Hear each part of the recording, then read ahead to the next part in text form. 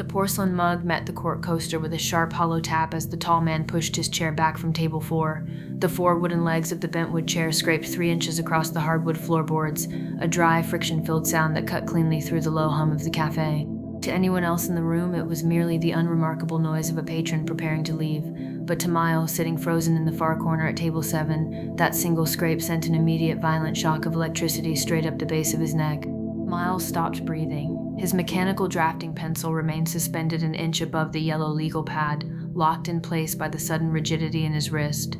Through the edge of his peripheral vision, he tracked a dark silhouette rising to its full height beside the window. The heavy charcoal trench coat fell straight down around the man's frame, the dark wool settling squarely over his broad shoulders as his fingers fastened the top horn button against his collar. Miles waited for the man to turn right toward the glass pastry display, or left toward the exit door beneath the green exit sign, but the man did neither. With a smooth, deliberate pivot on the heel of his leather boot, the stranger turned directly toward the shadowed rear corner of the room. He aligned his shoulders with the narrow aisle running between the tables and began walking straight toward table 7. A sudden, overwhelming surge of adrenaline slammed into Miles's chest like a physical blow. His heart began hammering against his ribs with a frantic, irregular rhythm that thrummed loudly in his ears. His throat tightened, going bone dry in less than 2 seconds, and a prickly film of cold sweat broke out along his collarbone and across the palms of his hands. Every shred of dramatic confidence that had carried him through the last hour of manic writing vanished into thin air. The exhilarating feeling of being a master dramatist, an invisible observer weaving gold out of the mundane world, collapsed instantly. In its place was the raw, primal panic of a man who realized he had been sitting in an open room, staring at a total stranger, transcribing every private gesture, every word of a secretive phone call, and committing it all to paper in plain handwriting.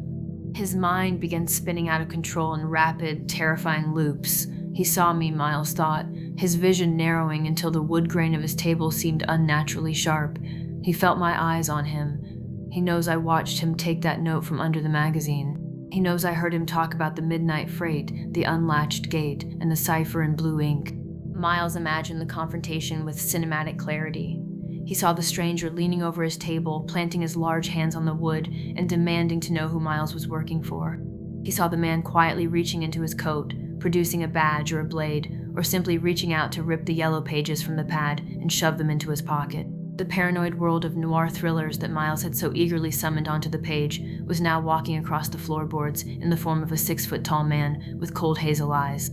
Miles tried desperately to force his body into an impression of complete, harmless innocence. He lowered his pencil to the pad, trying to look like a man deeply immersed in his own private thoughts, but the violent tremor in his fingers betrayed him. The graphite lead slipped across the bottom margin of page 4, leaving a jagged, erratic diagonal line across the clean yellow paper. He clamped his elbows tight against his ribs, terrified that the slight, uncontrollable shaking of his knees would cause the unstable cast-iron pedestal of his table to rock on its cardboard shim and draw even more attention to his terror. The heavy footsteps grew louder with every second. 5 feet away, 4 feet away, 3 feet away. The stranger came to a complete halt directly beside table 7. A long, heavy shadow fell across Miles's legal pad, completely blocking the warm light from the overhead track fixture. The air around the table changed instantly, chilled by the cold moisture radiating from the wet wool of the man's trench coat and carrying the sharp, bitter scent of fresh rain and stale tobacco smoke. Miles felt the blood pounding in his temples with dizzying force.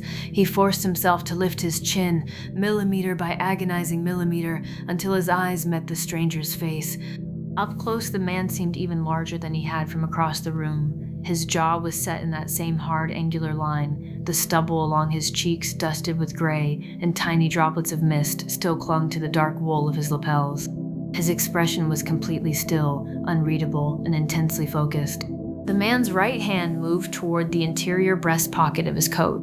Miles's entire body went rigid, his lungs refused to expand, his stomach dropped into a bottomless void, and he braced himself for the worst possible outcome. He squeezed his eyes half shut, waiting for the demand, the accusation, or the flash of steel. The man withdrew his hand. Between his bare fingers rested an unopened rectangular pack of unfiltered cigarettes. A subtle, tired smile touched the corner of the man's mouth, softening the severe lines of his face. "Sorry to bother you," the man said. His voice was that same deep, resonant baritone Miles had overheard on the phone, but up close it carried no malice, no threat, and no urgency. It was simply the polite, slightly weary voice of an ordinary man at the end of a long, gray afternoon. "Do you mind if I borrow that blue lighter of yours one more time?" the man asked, gesturing with a slight nod toward the front door.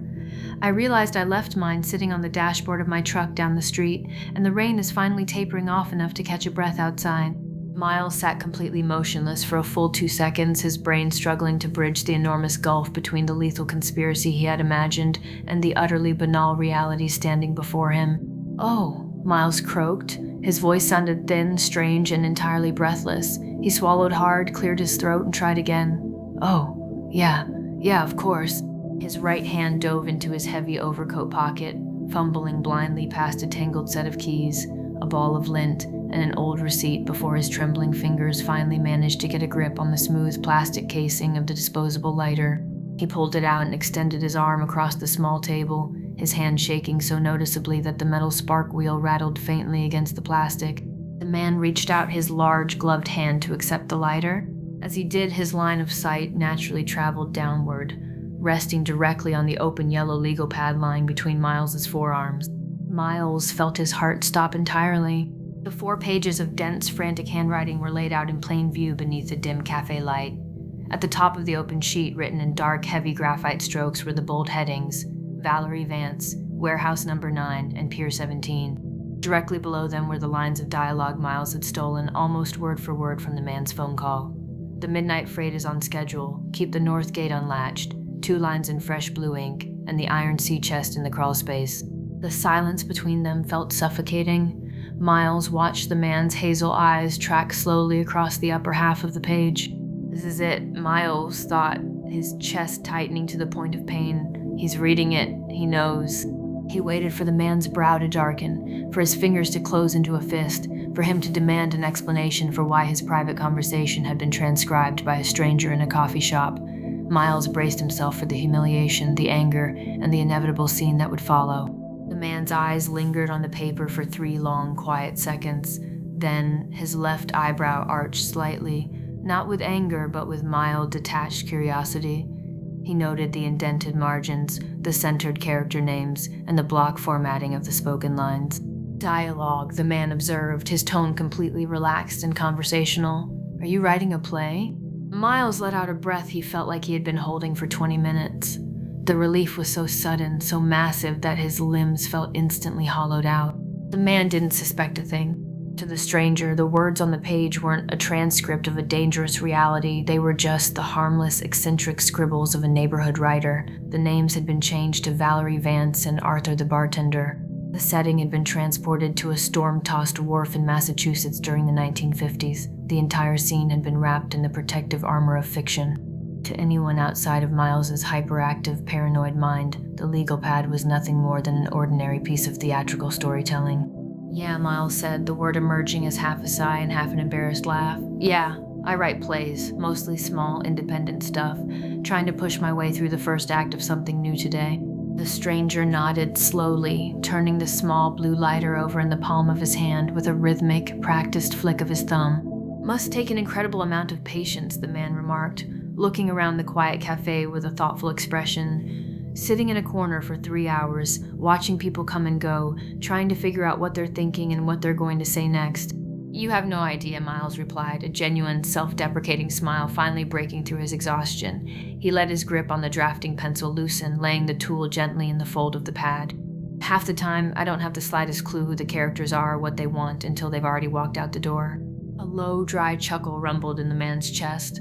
"I suppose that's true for most things in life. People usually don't know what they're doing until they're already halfway through it." He slipped the lighter into his coat pocket and gave a short, courteous nod. "Good luck with the rest of the first act. Don't let the gloomy weather ruin your momentum." "Thanks," Miles murmured. "Take your time with the light." "Just 2 minutes," the man said.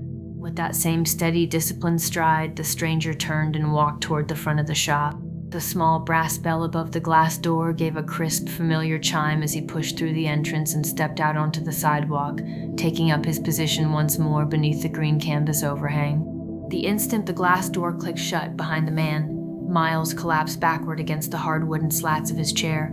A long, ragged, shuddering exhale tore out of his lungs, emptying his chest until he felt completely weightless. He leaned his head back against the exposed brick wall of the cafe, staring up at the dark tin ceiling tiles while his chest rose and fell in deep, rapid gulps of warm indoor air. The dizziness of the adrenaline rush washed over him in waves, leaving his fingers tingling with residual static and his knees weak and unsteady beneath the table. He looked down at his hands. They were still trembling faintly, the skin pale against the dark wood of the tabletop. Then, looking down at the open legal pad, Miles began to laugh. It started as a quiet, breathless snicker in the back of his throat, but within moments he was grinning from ear to ear, shaking his head in absolute disbelief at his own mind. The sheer, towering absurdity of the last 2 hours crashed over him with brilliant clarity. He was a 34-year-old man sitting in an ordinary Brooklyn coffee shop on an ordinary Tuesday afternoon, drinking standard drip coffee, and he had worked himself into a state of sheer, heart-stopping terror over a polite stranger asking to borrow a cheap plastic lighter. His brain, warped by years of reading old stage tragedies, studying detective fiction, and marinating in his own creative insecurities, had taken the completely harmless, disconnected scraps of a normal day and constructed an entire international syndicate out of them. A woman exchanging a ballpoint pen refill had become a covert operative leaving dead drops. A broken phone call about a municipal property line had become a conspiracy involving altered shipping manifests. A man picking up a receipt had become an underworld courier retrieving a cipher. TXT. And yet, as Miles sat there catching his breath, watching the faint blue light of the late afternoon settle across the cafe, he realized that something profound had happened to him. It didn't matter in the slightest that the man outside was probably just a general contractor, a real estate surveyor, an electrician, or an architect dealing with a delayed job site in Queens. It didn't matter that the crawl space was just part of an ordinary home renovation, or that the blue ink note was simply a list of measurements for a lumber delivery. What mattered was the feeling. For months, Miles had felt like an empty shell of a writer, paralyzed by doubt, drowning in lifeless technical descriptions, obsessing over inches and millimeters, and producing pages that read like instruction manuals from machines nobody cared about. He had forgotten what it felt like for a story to have a pulse. He had forgotten the raw, electric sensation of danger, the weight of unresolved mystery, and the thrilling momentum of a character stepping into the dark. TXT, this stranger, with his quiet baritone, his steady hands, and his mysterious fragments of speech, had given Miles something priceless. He had brought the fiction back to life. He had provided the spark that burned away the paralysis and turned a sterile room into a living world of suspense. Miles turned his head toward the window. Outside, framed by the rain-streaked plate glass, the man in the charcoal trench coat stood under the canvas awning. He held his cigarette between his fingers, exhaling a thin, straight plume of gray smoke that rose into the chilly 58-degree air and dissolved among the wet maple branches along the avenue. He stood with absolute patience, watching the distant yellow headlights of the traffic move south along 4th Avenue, a solitary figure anchored quietly in the autumn twilight. Miles reached out his right hand and picked up his mechanical pencil. The tremor in his fingers had completely vanished, replaced by a warm, steady confidence that settled into his grip. He looked down at the bottom of page 4, where his terrified hand had dragged the graphite across the paper, leaving that accidental jagged diagonal mark across the margin. He didn't reach for an eraser, he didn't cross it out. Instead, Miles placed the sharp graphite point right at the end of the jagged line, squared his shoulders against the wobbly table, and began writing the very first scene of Act 2.